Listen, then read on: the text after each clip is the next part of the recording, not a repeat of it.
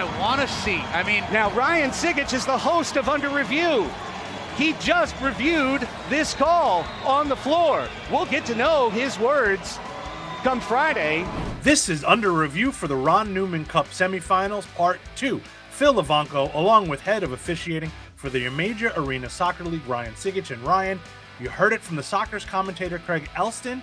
What are your thoughts about Boris Pardo's handball challenge? Possible handball outside the penalty area as he comes running out with his arms up over his head. And the question here is, does his raised arm make any contact with the ball? And it's determined on video review based on the camera angle that actually came from the opposite end of the field, that the ball really goes through his extended arms. Again, this is a game of angles, and that's what that camera angle showed. It probably was not as close as it looked originally from the main camera feed. You couldn't be more right. On the original game angle camera feed, we thought for sure that's a handball, but as we saw more replays of it, it was determined that the ball never touched his hands, correct? Yeah, correct. Again, that's why this is so difficult, even with video sometimes, but definitely without it, it's a game of angles, what is seen at the time. And again, we like to say, Pardo coming out like this, he's forcing the referee to have to make a decision very quickly in real time. It's a great job by San Diego's TVX crew for providing us with those angles to get the call right. Third quarter now, still 2-0 Sockers, 17 seconds into the Chihuahua power play, and we've got a fun one, Ryan. Chihuahua challenges the call on the field. Christian Gutierrez was fouled. What do we got here, Ryan? Well, we have Coach Borrego challenged that the blue card was given incorrectly. Blue card was actually given for the play off the ball down around the yellow line as Chihuahua number 77. He gets his arm up high around Serta's neck as the ball is passed forward, and then the challenge flag comes again from Coach Luis to reverse the blue card. The play is reviewed, and the contact was deemed as really going both ways. Yes, there was an arm up high by number 77. We just felt it wasn't enough in that point of the game, a game of this magnitude, to warrant a blue card 2-minute power play penalty. And the first foul was deemed to be initially against Serta for the first hold, and that's the way that the foul was called. So once that foul is determined on Serta, it invalidates Felipe Gonzalez's challenge for the blue card. You're correct, Phil. Staying in the third quarter, Felipe Gonzalez blue card for a reckless challenge, and Ryan, you had a perfect view of this one. Well, Gonzalez comes in from behind. I mean, this has all the considerations and the characteristic of a reckless challenge. He lunges, it foot's off the ground, it's from behind. There's really no opportunity to play the ball. It's a very reckless challenge, 2-minute power play penalty. We go to the end of the Chihuahua-San Diego game. Tension's obviously high, and I thought you and your crew did a great job of managing the temperature of the moment here. What do you think? Well, the initial call was on San Diego number 4 for severe unsportsmanlike manner as he's taunting the Chihuahua bench after the goal. Usually as a referee, you can make that call quickly. It diffuses everything. So that call was made. Chihuahua, they take exception to the taunting there. And then, we looked at the video to determine if any punches were thrown. They were not. Phil, I think this is really a lot about nothing, to be quite honest. It's a lot of pushing and shoving and smack talking. I think as Craig Elston referred to it as jaw jacking. I'll have to ask Craig exactly what that means, but that's what he called it. But at the end of the play, both the goalkeepers were penalized with the yellow card for leaving their penalty area to engage in the altercation. And then Pee Wee was penalized with the yellow card for escalating the incident. And also you notice here, while we don't generally encourage elected coaches to enter the field, I think both Luis and Phil Salvaggio comes out here as a peacemaker. They're going after their own players to help to get control. I appreciate that help from them. That's appropriate in this case too.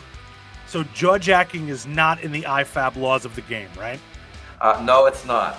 We didn't forget about the other series, Florida Tropics, Kansas City Comets. Second quarter, 2-1 Tropics. Nacho Flores gets a blue card for a reckless challenge on Rainier House. Comets players don't like the call, and I think I agree with Kansas City. What do you think, Ryan? Well, I mean, it's a free ball, so he has every right to it. I don't think that's the issue on this one. Phil. I think it's that Nacho comes flying in from a bit of a distance with speed, and you can't argue that there's contact with House here.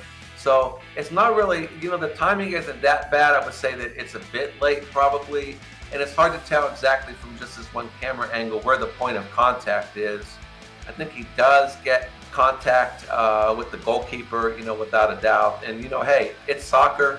Whether, you like it or not, the goalkeepers are sometimes protected just a little bit more. In my opinion, overprotection of the goalies, and that's coming from a card-carrying member of the goalie union. Well, that's the beauty about soccer. We all have our opinions. Shane Butler's opinion was different on this one, and he went with the blue card 2-minute power play. To Florida, and Rian Marques appears to strike the lower back of Zach Reget. Challenge commences. And Ryan, why don't you take it over from here? Well, this is an interesting one. Marquez, he comes from behind. Again, lack of camera angles. It's not clear what he does, whether it's a punch, as, the broadcaster Robbie Aristodemo, great player for the Blast a long time ago, says here, or if it's like a charge with his arm. But regardless, he's not playing the ball here. It's like what I like to call the non-soccer move. There is force to it. I think it's an action that potentially endangers the safety of the Florida player, Zach Reget. So the question here becomes, is this violent conduct, which is what Coach Clay Roberts challenged when he threw the flag? Is it a major penalty, a 2+5, blue plus yellow as we call it, which is something that's just shy of a red card? Or is it just a simple blue card, which is defined as reckless and or blatant? I don't think there's enough video evidence here for me to say that this should have been a red card.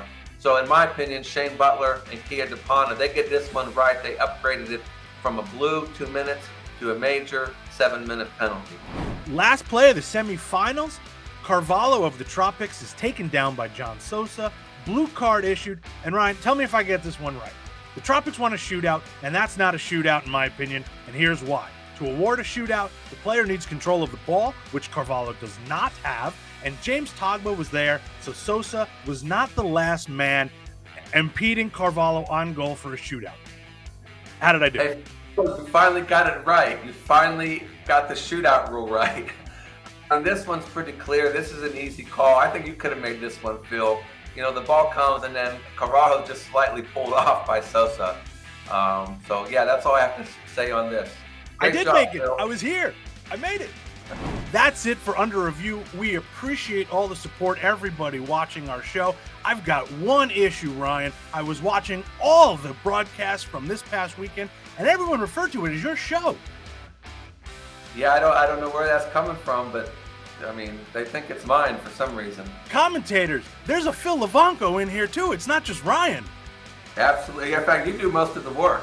No. You do all the work, my friend. Until the Ron Newman Cup finals, that's it for Under Review. Ryan Cigich, Phil Levanco. We'll see you next time.